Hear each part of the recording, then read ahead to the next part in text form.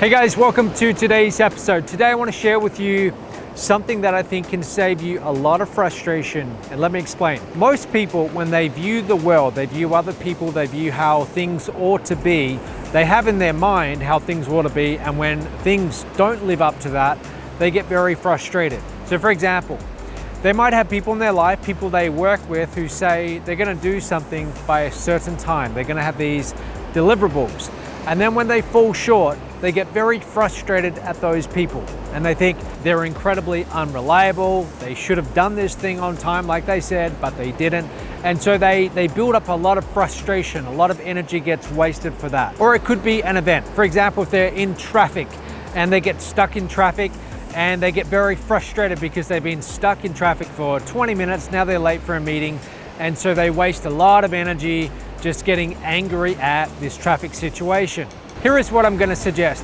Rather than viewing the world as things ought to be this way, learn to accept this is the way things are and build that into your expectation. So I'll give you an example. This past few weeks, I've had a really good staff member here at the resort, someone that I was very happy with.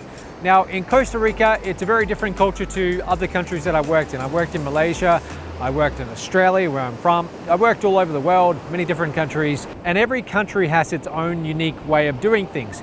Here in Costa Rica, there's a very relaxed approach to just life in general. It's not like what you might find in, say, New York in the USA or in Sydney in Australia, where everything is really about accomplishment in terms of material gains and things like that. Here, it's a slower paced way of life, and they really do enjoy their lifestyle a lot more than other countries that I've worked in. But when you are working with people here, you've got to take that into account.